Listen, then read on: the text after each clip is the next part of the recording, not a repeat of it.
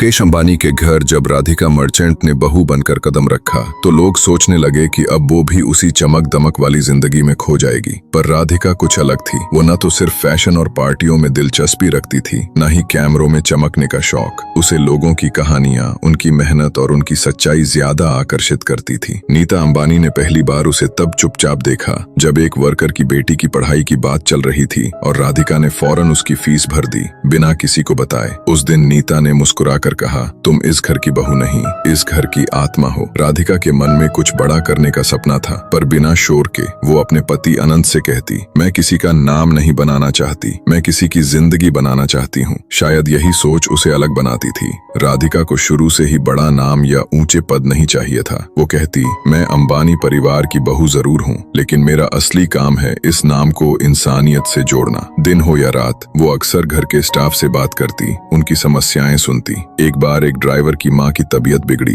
राधिका खुद हॉस्पिटल गई, इलाज करवाया और किसी को बताने भी नहीं दिया। नीता अंबानी को जब ये बात पता चली, उन्होंने उसे गले लगाकर कहा, तुम इस घर की रोशनी हो। एक दिन एक छोटे गांव की लड़की राधिका से मिलने आई। वो रोते हुए बोली, मुझे भी आपके जैसा बनना है, लेकिन मेरे पास साधन नहीं। राधिका ने न केवल उसकी पढ़ाई का जिम्मा लिया, बल्कि खुद उसका मार्गदर्शन भी किया। मीडिया को इसकी भनक तक नहीं लगी। धीरे धीरे ऐसी कई बच्चियां राधिका की बेटियां बन गईं। उसे देखकर लोग कहते, वो बहू है पर सबकी बेटी जैसी लगती है। घर में 30 साल से काम करने वाले रमेश काका की आंखों की रोशनी कम होने लगी थी। कई ऑपरेशनों के बाद भी फर्क नहीं पड़ा। जब राधिका को पता चला तो उसने रमेश काका को चेन्नई के सबसे अच्छे डॉक्टर के पास भेजा। कुछ ही महीनों में काका की रोशनी लौट आई। घर में सब खुश थे, पर रमेश काका सबसे ज्यादा भावुक थे। उन्होंने राधिका के पैर छुए और बोले, बेटी तू भगवान का रूप है। राधिका कभी अपने कामों का दिखावा नहीं करती थी। सोशल मीडिया पर जहां लोग हर चीज पोस्ट करते हैं, राधिका चुपचाप मदद करती रहती। एक पत्रकार ने उससे पूछा, आप इतना सब करती हैं पर बताती क्यों नहीं? राधिका मुस्कुराकर बोली, जब कोई भूखा हो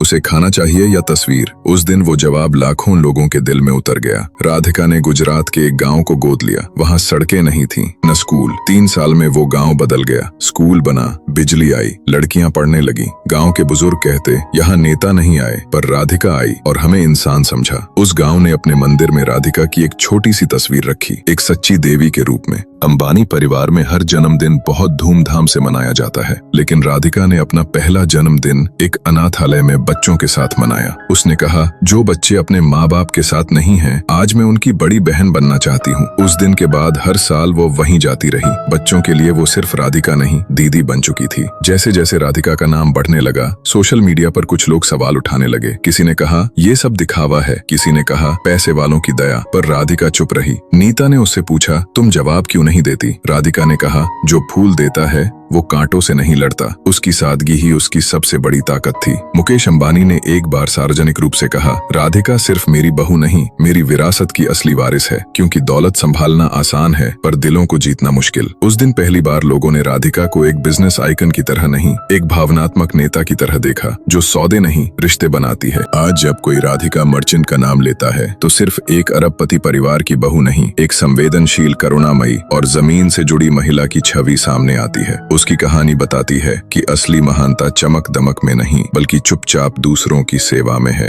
राधिका ने सिखाया, पद से नहीं कर्म से इंसान बड़ा बनता है।